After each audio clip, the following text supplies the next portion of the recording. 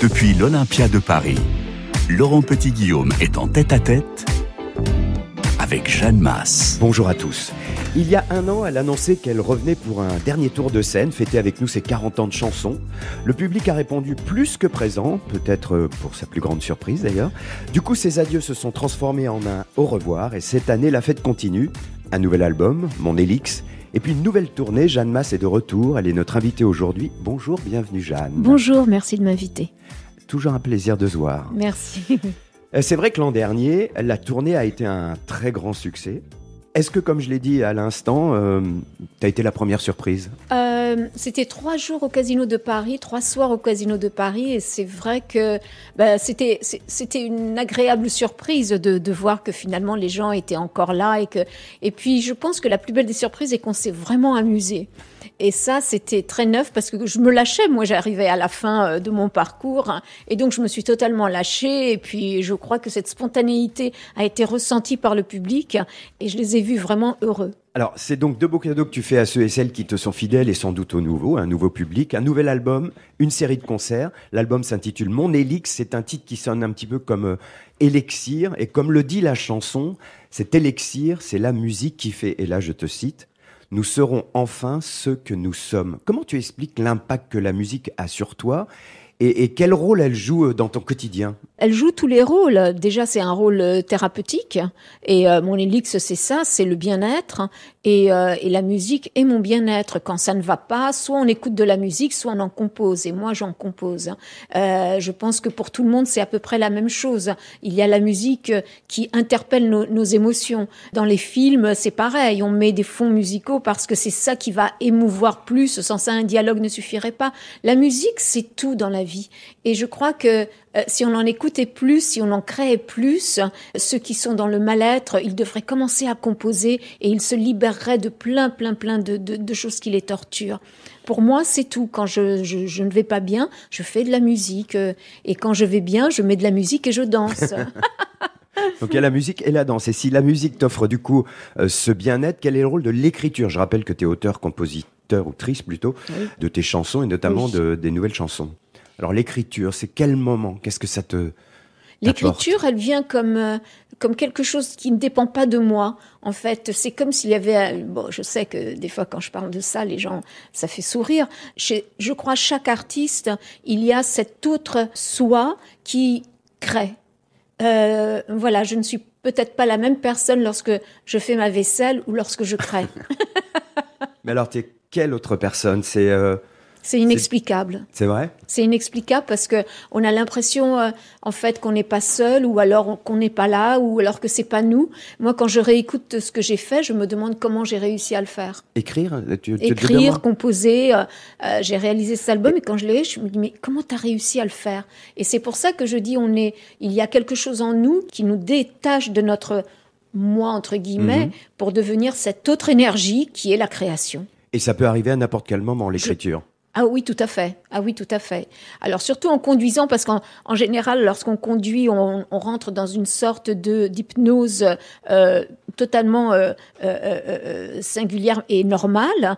Et c'est là où en fait notre esprit libéré peut commencer à créer. Donc tu conduis et les mots arrivent. Bon, là grave. Tu t'arrêtes. Et alors du coup, heureusement que Pardon ? Non, je me gare. Des fois, je me gare quand je veux écrire. Ouais. Mais maintenant, j'arrive à mettre sur mon portable la fonction record. Et donc, je m'enregistre et j'enregistre les mots et j'enregistre les mélodies et j'enregistre tout ce qui me vient dans la tête quand je conduis. Donc, je suis un petit peu dangereuse, mais en même temps, voilà, je me mets en automatisme. C'est comme s'il y avait un dédoublement, quoi. Je rappelle que l'accident dont tu as été victime, ce n'était pas de ta faute. Donc, lorsqu'il y a quelques mois, tu disais vouloir laisser la musique de côté pour te consacrer à autre chose, ça veut dire que tu pourrais t'en passer ? Ben non, en fait, non. Non, c'est que la musique revient toujours à moi. Et ça, j'ai fini par le comprendre et je me suis dit, OK, pas de souci, ben, je continuerai à en faire jusqu'à ce que cette créativité vienne à moi. Peut-être qu'un jour, elle arrêtera. De m'enivrer et de m'inspirer, mais pour l'instant, c'est vrai que mon élix, je m'y attendais pas du tout, et je m'attendais encore moins à la réaction des fans ou du public qui adore cet album. Eh bien, merci à tous ceux qui sont rentrés en moi pour le faire, pour le créer.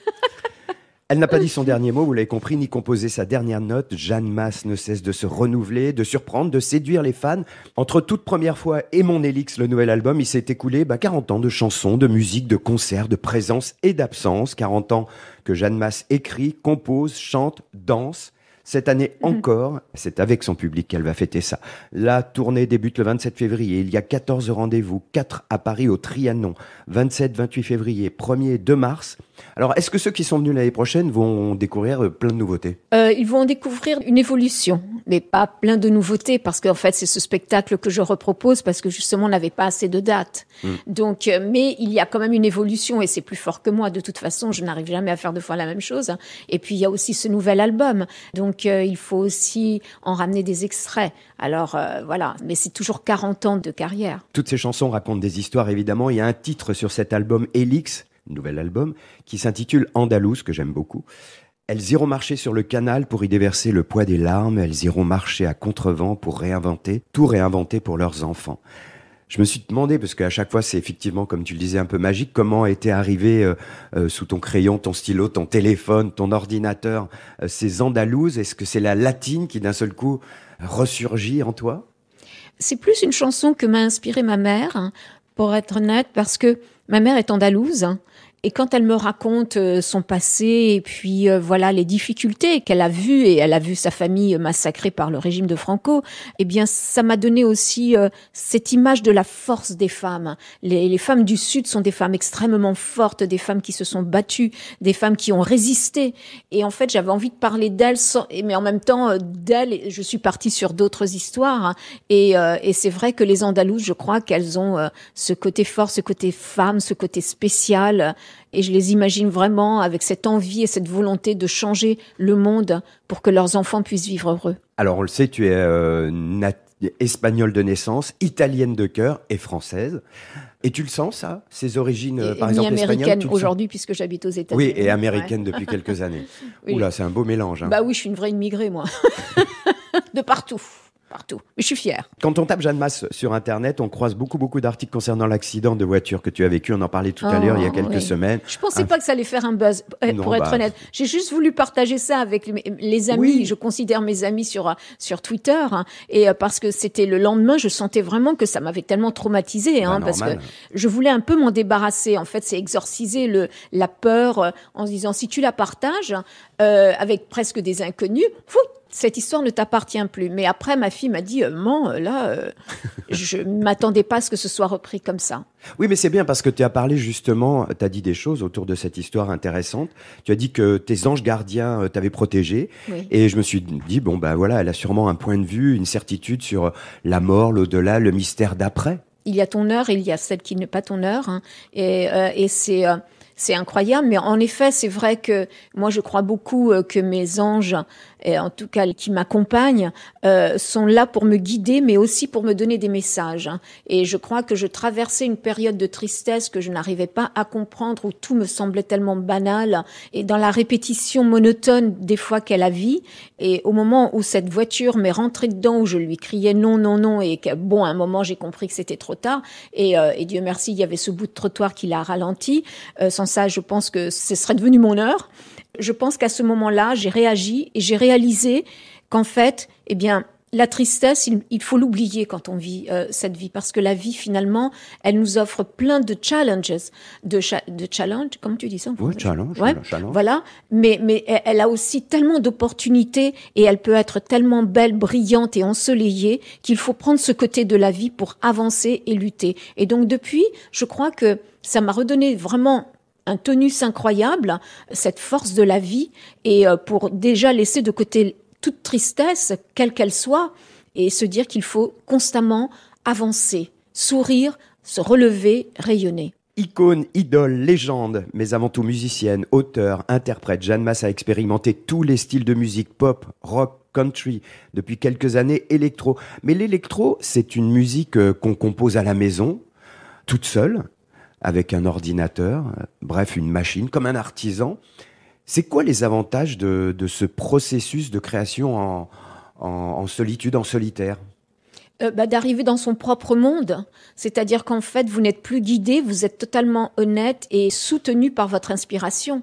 En général, quand on travaille avec... C'est-à-dire, moi j'ai travaillé très longuement en studio à l'époque avec Pierrot, avec Renaud. Je n'avais pas... des fois, je trouvais un son super élégant et puis Pierrot disait non. Et il allait chercher autre chose et quelque part, il m'ôtait cette liberté d'avoir certains sons dans mes arrangements. Là, je suis entièrement... Voilà, c'est moi qui guide les autres, en fait, quelque part, mais c'est aussi que je vais droit dans ce monde et là où je veux aller. On m'a souvent dit, oh, tu devrais travailler un tel, ça te ferait du bien et ça pourrait relancer, entre guillemets, l'amour du public ou ta carrière et tout ça, mais les gens ne comprennent pas là où je veux aller, puisque moi-même, je le découvre au fur et à mesure. Et puis, il y a aussi... cette opportunité d'aller chercher ailleurs d'autres talents. Et c'est ce que j'ai fait pour cet album. Et ils m'ont apporté sans trop savoir qui j'étais parce que je n'avais plus cette étiquette 80. Mm-hmm. Donc, du coup, ils écoutaient mes chansons, ils allaient dans le sens de la chanson et ils écoutaient ce que je voulais qu'ils m'apportent. Et c'est là où j'ai été totalement libre et c'est là où j'ai pu offrir quelque chose de différent. C'est peut-être aussi parce que tu n'as jamais retrouvé quelqu'un, comme tu dis souvent, qu'avec Balavoine, c'était un travail, une complicité assez exceptionnelle. Tu as peut-être retrouvé... tu n'as jamais retrouvé un autre Balavoine. Non, j'ai jamais retrouvé un autre Balavoine, ça c'est sûr, qui arrivait à me séduire par ses arrangements et par cette folie et cet amour qu'il avait pour la musique. C'est vrai que je n'ai plus par la suite recherché, et surtout quand Pierrot a quitté de ce monde, pour moi c'était fini. Il fallait que je fasse mes preuves. Quitte à me planter, mais au moins aller là où j'avais envie d'aller, ou en tout cas, je veux dire, ma créativité me guidait. Donc du coup, le partage de la musique, le bonheur d'en faire en groupe, c'est obligatoirement sur la scène avec les musiciens. Exact. Et encore, faut les gérer, parce qu'ils veulent aller dans leur monde, et faut les ramener à la réalité en disant non, c'est le mien qu'on défend, pas le vôtre. Je plaisante.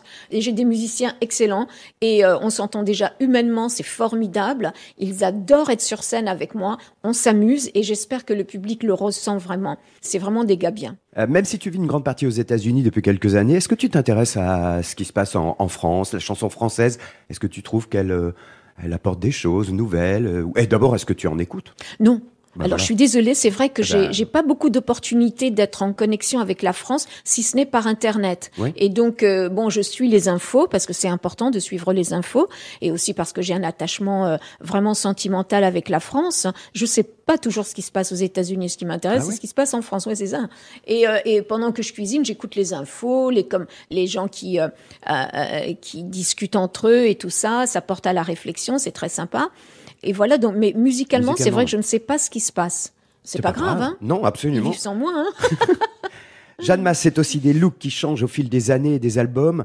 Quel rôle ils jouent d'ailleurs, ces looks? Est-ce qu'ils sont des carapaces? Je sais que tu travailles énormément sur l'image. Ouais. Il y a régulièrement sur les réseaux sociaux des nouvelles photos, des nouveaux arrangements, enfin je sais pas comment dire, des nouvelles choses en images. Ouais, c'est une richesse incroyable et très fournie, il y a beaucoup de production là-dessus. Oui, c'est vrai. Je travaille beaucoup en fait depuis que j'ai monté ma société de montage et qu'on travaille beaucoup avec le AI, l'intelligence artificielle. J'ai découvert qu'en fait je pouvais aussi utiliser mes visuels et les transformer avec ces nouveaux programmes et cette évolution qui nous permet d'aller très très loin dans l'imagination, très très loin dans la création.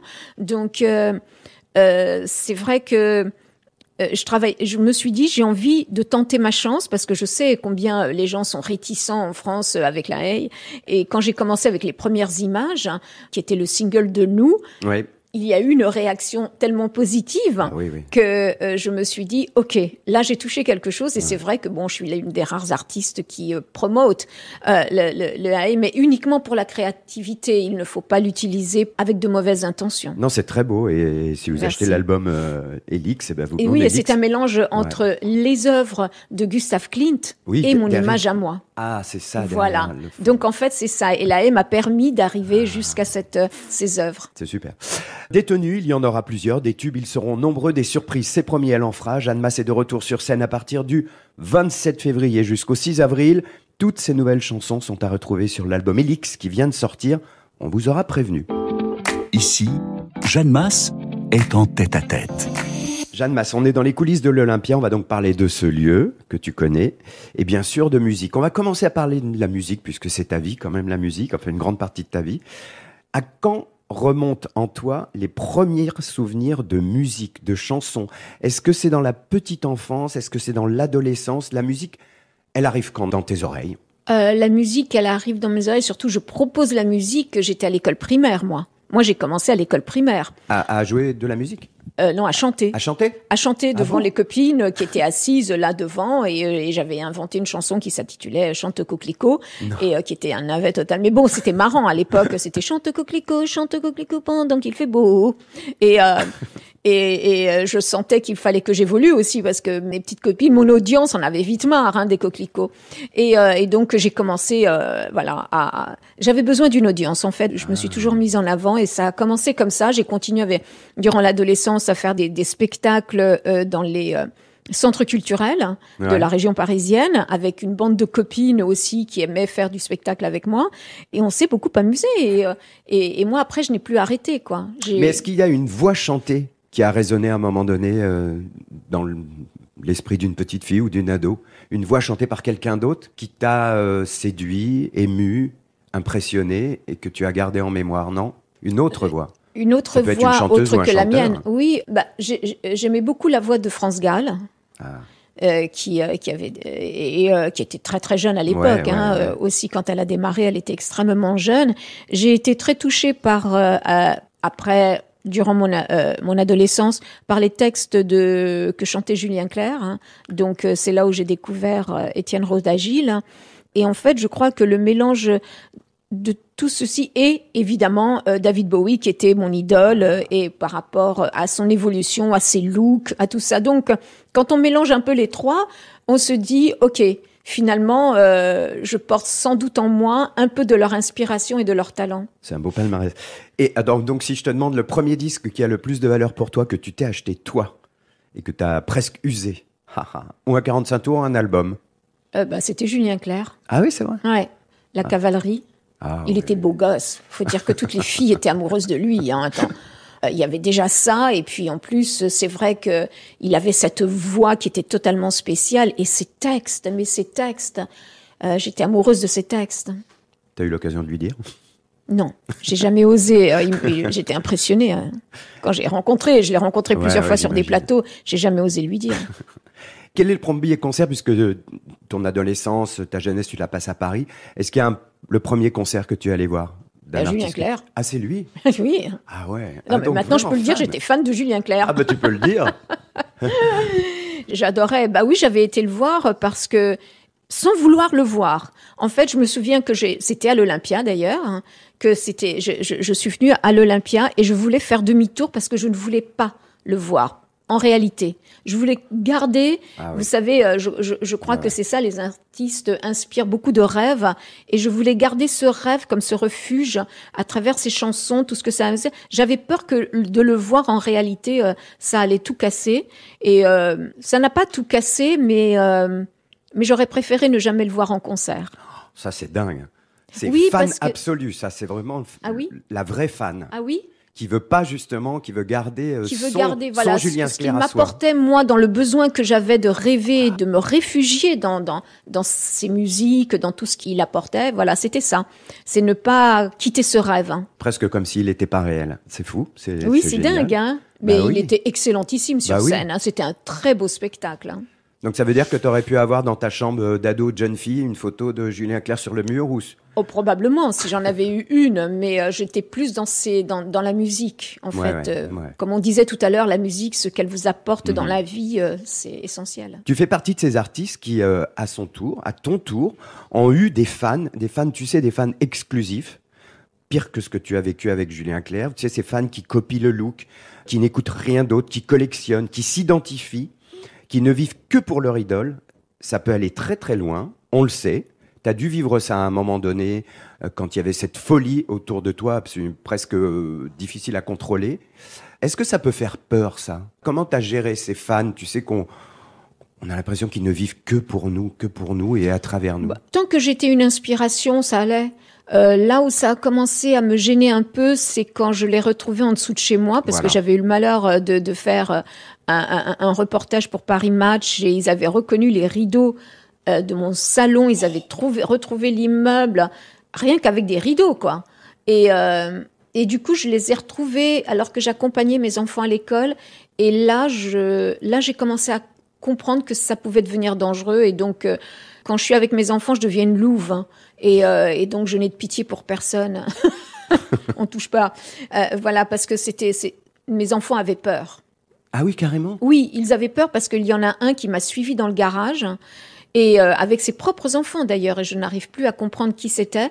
Et ma fille était avec moi dans la voiture, et quand elle est sortie, elle était terrorisée. Du coup, avec beaucoup de gentillesse, j'ai expliqué qu'il ne fallait jamais faire ça.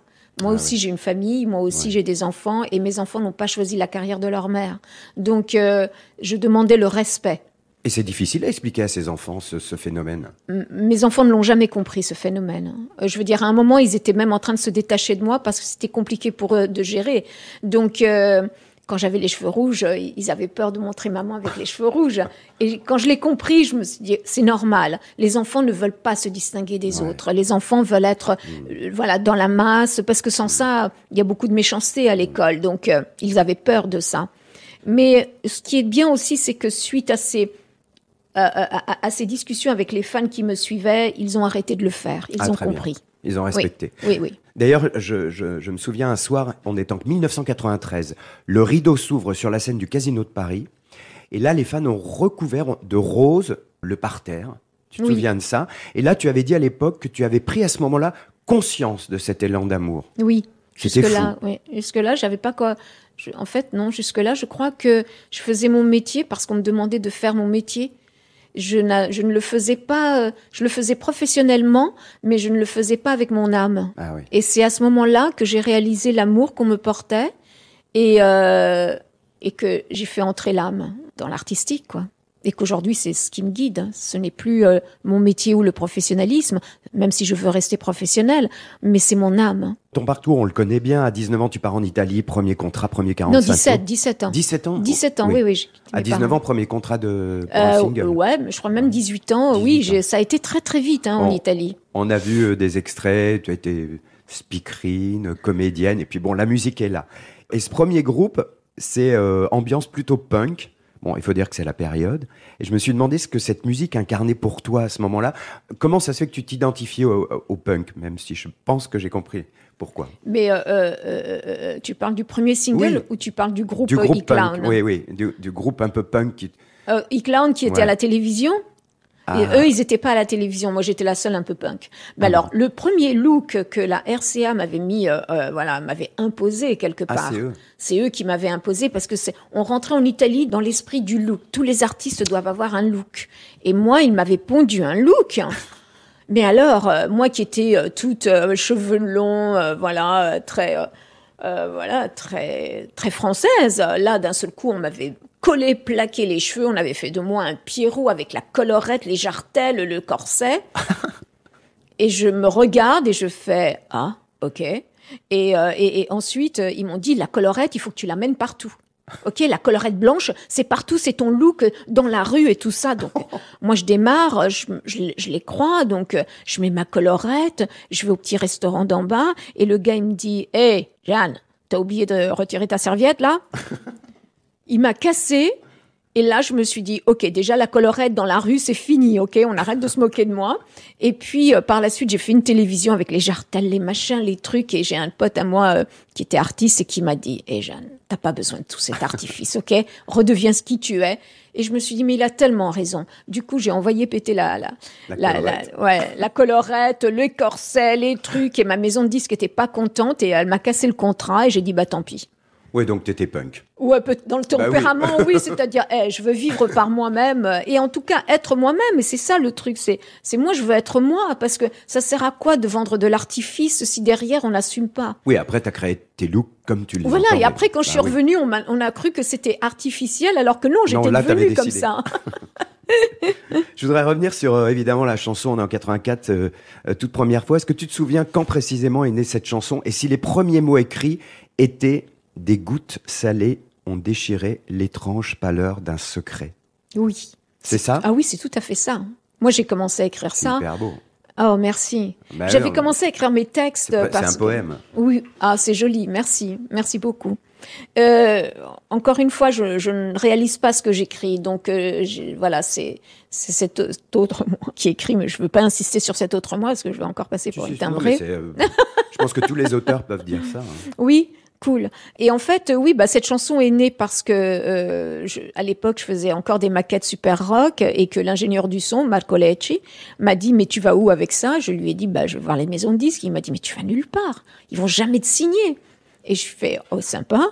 Et du coup, il m'a dit laisse-moi faire, je vais t'aider et tout ça. Et avec beaucoup de générosité, il m'a présenté ses potes à lui qui étaient qui faisaient partie d'un groupe La Bottega dell'Arte. Il y avait Romano, il y avait Piero, Massimo, tout le monde était là et ils m'ont regardé de haut en bas, ils ont fait OK, on va lui faire ils ont sorti quelques chansons d'un tiroir qu'ils avaient comme ça et puis il y avait à l'époque en Italie un Cuore di Vento et Romano m'a dit tu peux écrire un texte en français et je fais oui bien sûr et je l'ai écrit le soir même et c'est venu spontanément, c'était mon destin peut-être.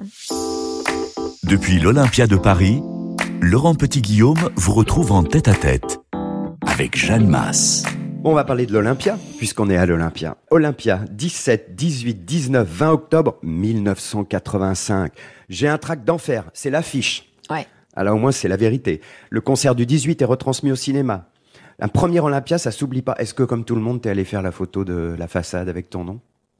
T'es allé voir ton nom en lettres rouges? Ah non! Je l'ai vu, mais j'ai pas fait la photo. Ah, on avait peut-être... à l'époque... On n'avait pas le téléphone facile. Donc, à l'époque, pour moi, jeune débutante, de pouvoir faire l'Olympia, Wow. C'était un rêve. Hein. Et en plus, devant moi, il y avait tout le métier, quoi. Et pareil. Tout le métier qui était venu m'applaudir. Donc, c'était... je me souviens, et j'ai encore la photo, par contre, de ma loge, la loge de l'Olympia.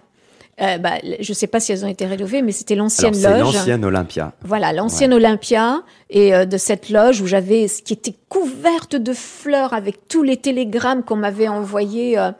C'était un grand moment, hein. C'était vraiment le plus beau moment, l'un des plus beaux moments de ma vie et de ma carrière. Alors, j'ai noté qu'au premier rang, il y avait Daniel Balavoine, France Gall, Michel Berger, Julien Clerc, Oui. Renaud. Oui. C'est hyper impressionnant, là, pour un premier Olympia, d'avoir ces gens-là. C'était impressionnant et je pense que j'ai été super nulle. Et donc, je voulais impressionner. Et quand tu essayes d'impressionner, tu es nulle. Non. J'étais maladroite. J'ai souvent été maladroite et j'étais maladroite avec mes interventions et tout ça. Mais je pense que c'est au moment où je chantais où j'étais vraiment, j'étais la meilleure et je voulais leur montrer que je démarrais mais que j'avais peut-être du talent. Mais bien sûr. L'Olympia, il revient dans ta vie plus tard, 22 mai 2001. C'est l'année de Je vous aime ainsi, reprise de All by Myself d'Eric Carmen. Ben oui, qui clôt le concert. Est-ce que cette salle, comme certains disent, la plupart, elle a quand même une âme particulière par rapport aux autres salles de spectacle? Est-ce que tu l'as ressenti ou pas? Est-ce que ça, tu te souviens de ça ou pas? Je crois qu'on est trop content et impressionné pour se laisser aller à ces vibrations qui doivent être encore là. Peut-être, certainement, la première fois, il y avait encore ces vibrations qui étaient là, de tous ceux qui ont posé leurs pieds et leurs talents sur la scène de l'Olympia. Par la suite, quand je suis revenue, c'est vrai, il l'avait un petit peu modernisé, donc il y avait plus... les âmes fuient lorsqu'on touche au mur. Donc voilà, mais oui, la première fois, c'était extrêmement impressionnant. Et c'était drôle, non, quand même, de voir Julien Clerc devant moi, alors que moi, j'avais vu son premier spectacle et lui était venu voir le mien. Et alors, pour l'anecdote, il était venu dans ma loge et il m'a dit « Ouh là là, ce temps rouge et noir, là, ça sent le tube. » Jusque-là, en rouge et noir n'était pas encore sorti. Je l'avais juste proposé, dans la setlist. C'était drôle, hein. 2005, on continue. Tu pars vivre aux États-Unis avec tes enfants, pour tes enfants, et aussi un petit peu pour retrouver sans doute une forme d'anonymat. Et j'ai compris maintenant, tu le disais tout à l'heure, c'est pour protéger tes petits. Enfin, qui n'étaient pas si petits que ça, mais qui avaient compris que c'était peut-être mieux. C'est vraiment ça. Voilà, c'était même si les gens après me reconnaissaient, les Français me reconnaissaient, c'est pas un problème. Mais c'est vrai que je voulais donner une chance à mes enfants entre un monde qui se modernise constamment et qui va vers l'avant, même si par moments on a l'impression que l'Amérique aujourd'hui rétrograde. Mais bon, c'est la vie, hein. mais c'était à l'époque quand on est arrivé à Los Angeles, tout était possible dans ce pays, tout était envisageable, hein. Même si on n'était pas attendu, je veux dire, on avait ce rêve. En tout cas, moi, j'avais ce rêve pour mes enfants. Et puis aussi, ils devenaient bilingues, totalement bilingues. Et voilà. Donc oui, ça a été un très beau choix. Et en tout cas pour mon fils qui aujourd'hui est super heureux là-bas et puis qui travaille et qui fait exactement ce qu'il aime. Victoria après est revenue en France parce qu'elle, ses racines, la littérature, c'était voilà, c'était ce qui l'animait. Et l'Amérique là-dessus, bon, est un peu en tout cas, au quotidien, on a l'impression qu'elle est vide, même s'il y a de grands littéraires et des gens formidables aux États-Unis. Mais elle se sentait plus proche de la France et de ses racines, du coup elle est revenue. Mais la question est que moi aussi, je me suis donné l'opportunité de créer sans avoir le poids du Jeanne Mas sur mes épaules. J'ai compris, bien sûr. On revient à l'Olympia en 2009. Tu reviens à l'Olympia, 16 et 17 mai, avec des musiciens américains. Les cheveux sont blonds. La petite robe est noire. Quelques jours plus tôt, tu as été l'invité de Michel Drucker à la télé. Et là, c'est un record d'audience. Peut-être ça t'a surpris à ce moment-là. 2 jours pour fêter 25 ans de carrière. Le 11e album qui s'appelle Be West. Il était sorti quelques semaines plus tôt. Et le double CD The Flower Collection venait de sortir. Fêter un anniversaire de carrière, c'est se situer dans le temps, le rapport avec le temps. Comment le temps qui passe. Est-ce que c'est quelque chose qui t'interpelle, t'inquiète, te soucie ? Non, parce que je n'ai pas la notion du temps. Donc en fait, si on me rappelle pas que ce sont les 25 ans, j'aurais jamais deviné. Comme là, on m'a rappelé pour les 40 en disant 40 de quoi. Et en fait, non, j'ai pas du tout la notion du temps. Mais ce qui était marrant justement pour ces 25 avec les musiciens américains, c'est que lorsque j'ai auditionné pour avoir des musiciens pour le concert, bon, ils ont auditionné avec ils savaient pas qui j'étais. Et en fait, ils étaient là avec cette banalité. Ah oui, c'est une petite chanteuse française. Ah oui, les chansons. Donc, ils les jouaient un peu comme ça.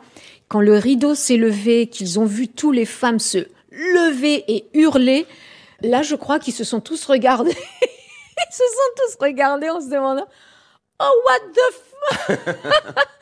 Et là, ils ont joué comme des fous et ils ont vraiment adoré venir en France. Génial. Ils ont adoré jouer pour le public français. Ils ont adoré mon public. Et ils voulaient tout le temps revenir après. Donc, la nostalgie, c'est pas quelque chose qui fait partie de ta vie, si j'ai bien compris. Non, j'aime bien avancer dans le temps finalement. Même si on dit, bon là, après, je serai devenue très vieille et tout ça, ça me fait pas peur. Parce que, en fait, au fur et à mesure dans ma vie, je découvre de nouvelles passions. Mais non, ça me dérange absolument pas. Donc surtout pas nostalgique, parce que le temps d'être nostalgique, t'as déjà perdu du temps. T'as perdu du temps. On est d'accord. On va rester dans le secteur de l'Olympia et on va parler justement de la loge. Est-ce que c'est un endroit très important ? Est-ce que tu as toujours besoin que ta loge, que ce soit à l'Olympia ou autre part, soit la même ? Est-ce que tu as besoin d'objets, de parfums, de quoi que ce soit pour que tu sois à l'aise avant d'aller sur scène ? Non, alors je suis pas comme ça, j'ai besoin de rien, j'ai juste besoin de rester dans ma loge et de me l'approprier en y mettant mes costumes, mon maquillage, voilà, mes valises et moi-même. Mais Alexandre pourra te le dire, et Alexandre, mon producteur de spectacle, pourra te le dire, je demande rien. Je demande rien, de l'eau, bon, on me donne des fruits secs, mais non, je demande rien parce que j'ai pas besoin de gris-gris ou de chichi ou de tout ça. Je viens pour faire le plus beau métier du monde, donc j'ai pas besoin de cet artifice. J'ai juste besoin de me préparer, de me sentir dans ma loge et d'aller sur scène. D'être seule ? Oui. Dans la loge ? La seule, oui. La solitude est très importante, oui. Bon, très bien. Est-ce que, justement, tu n'as pas de gris-gris sur toi avant d'entrer sur scène ? J'en ai plus. Au début, dans les années 80, j'avais corno rosso rotto. C'était une corne rouge. Ah, italienne, qui porte bonheur. Bon, voilà. Oui. Mais après, j'ai arrêté. Je veux dire, Elle n'est pas dans ton sac ? Non. Elle est dans mon sac. Ah bon, tu en as une ? Oui. Dans ton sac Moi, j'ai besoin de gris-gris. Ah oui ? Partout. Ah non. Non, moi, après, maintenant, les derniers concerts, je me concentrais avec mes guides spirituels et je leur demandais de me donner la force d'aller jusqu'au bout. Et puis, voilà. Et ils me l'ont donné. Bah oui, mais c'était un gros concert que j'avais monté. Donc, je savais pas si j'allais tenir physiquement. Oui, parce qu'en plus, j'avais chopé le Covid 10 jours avant. Ouais, non, mais attends, il m'est arrivé de tout, l'autre fois à Paris. Mais... ça se voyait pas. Hein. Ça se voyait pas, non, c'est ça, non. Ça t'était pas vu. Non, Alexandre. Non, mais la tête il fallait voir la prod quand je lui ai dit j'ai le Covid, et que c'était 10 jours avant de monter sur scène. Et je suis montée sur scène avec justement, c'est comme l'histoire de l'accident, avec une rage en moi, une envie de donner, justement parce j'ai failli ne pas le faire. Hein. Mais très souvent, aller sur scène, on oublie. Et beaucoup on d'artistes, oublie de comédiens sont allés sur scène avec des 39 de fièvre. Ils ont joué comme jamais. C'est de la folie. C'est pour ça que la musique guérit de tout. Et c'est aussi parce qu'on rentre sous une forme d'hypnose où on fait son show. Et quand c'est fini, c'est là où on se réveille. On se dit, ah bon? Ah oui. Ouais. Et est-ce que tu sens la transformation entre la Jeanne qui est dans sa loge et qui va faire ce chemin là qui est ici par exemple à l'Olympia, c'est un long couloir, il y a une glace pour regarder une dernière fois si on est bien coiffé, maquillé. Au bout, il y a la lumière de l'entrée, il y a le brouhaha de la salle qui commence à applaudir et réclamer. Tu sens en toi une transformation physique, la Jeanne de tous les jours se transforme en Jeanne Masse, c'est un autre personnage, ça oui, se sent. Dès que je rentre dans ma loge et que je commence à être devant mon maquillage, mes robes et tout ça, je ne suis plus moi. Ouais. Et de là, jusqu'au moment où je reviens dans ma loge, je ne suis plus moi. C'est-à-dire qu'en fait, je n'ai pas d'autre pensée que je rentre dans cette sorte d'hypnose qui me guide et qui fait que j'existe différemment. Et en sortant de scène, tu as besoin de décompresser un certain temps, va d'aller voir les gens, les amis, peut-être la famille. J'aimerais bien, sauf que l'autre fois, on m'a quand même poussé vite. Allez, dépêche-toi. Et moi, j'aime bien, après le concert, c'est réaliser ce que j'ai fait, remettre mon maquillage en place, nettoyer mes pinceaux, et puis me rassurer. Est-ce que j'ai été à la hauteur, hein? Est-ce que les fans sont contents? Est-ce que le public a bien réagi? Est-ce qu'ils ont la banane et le sourire en ressortant? Pour moi, c'est ma première préoccupation. Est-ce que je les ai rendus heureux, quoi? On le sent quand même. Non, on sait pas, hein, parce que justement, on est dans cette forme d'hypnose où c'est pas évident. Donc, c'est quand on relâche et on réveille. Donc, c'est vrai que moi, j'ai vu très bien les après-shows et tout ça parce que Mais là, il y a Alexandre qui pousse. Ouais, Alexandre qui pousse et les attachés de presse. Elle pousse encore plus fort parce qu'Alexandre, lui, il est cool. Hein. Mais les attachés de presse. Donc voilà, c'est juste ça. Mais après, bon, c'est toujours super sympa de revoir ceux qui me soutiennent durant ma promotion parce que ils sont venus me voir, ils ont pris le temps de venir me voir, de venir voir mon show et qu'ils me soutiennent. Et ça, c'est un grand cadeau qu'on me fait à chaque fois. Et puis parfois, il y a des gens totalement inattendus qu'on adore, qu'on aime, qu'on vénère, qui viennent et on s'y attend pas et ils nous font un compliment. L'histoire de Julien Clerc, par exemple. Oui. Peut-être que c'est arrivé d'autres fois que des gens comme ça, très importants, viennent te féliciter et tu t'y attendais pas. Oui, là, ce qui était émouvant, c'est que moi, j'étais à mes débuts. Aujourd'hui, je sais qu'il va venir, mais à mes débuts, je le savais pas. Et je savais pas, je m'attendais pas. J'avais juste reçu un télégramme de France et de Michel pour le concert du soir, hein, et de Sheila. Ah bon? Ouais. Elle était venue aussi? Elle est pas venue, elle m'a envoyé un télégramme. Par contre, je sais pas si elle était dans la salle. Oh, c'est sympa. Oui, voilà. Donc, j'ai gardé tous ces télégrammes. Ah, c'est bien. C'était très émouvant, ouais. Est-ce que tu es quelqu'un qui fait des projets à longue échéance? Est-ce que tu planifies l'année 2026, 2027, 2028? Oh non, quelle horreur. Oh non. Puis alors, quand tu as eu un accident, tu sais que tout peut partir de foot sur un fragment de seconde. Non, jamais. Il faut vivre l'instant même. Moi, j'aime vivre mon instant. Si je commence à faire des projets à longueur, déjà, je suis perdue parce que je vais penser à ce projet, je vais oublier de vivre mon instant. Donc non, je vis step by step. Born to be Wild est toujours tatoué sur ton bras? Oh oui, alors j'ai vu les gens qui essaient de se retirer les tatouages. Non. Good luck, hein. Wow. Ouais. Ah ouais. Oh, dis donc, celui-là, il est vraiment bien ancré, hein. Oui, celui-là, tu vois. Il date de l'Italie? Non, ça, je crois que je l'ai fait aux États-Unis, Born to be Wild. Ça veut dire, pour toi, ça veut dire Born to be Wild? Ça signifie celle que je suis. Si je peux sortir des moules, ça m'arrange. Et en fait, je crois que je rentre dans aucun moule et c'est ça aussi qui me porte préjudice, c'est que la fille, elle est, wild. J'aime le wild. Non, c'est peut-être pas ça qui te porte préjudice, c'est ça qui fait ta singularité, c'est plutôt positif.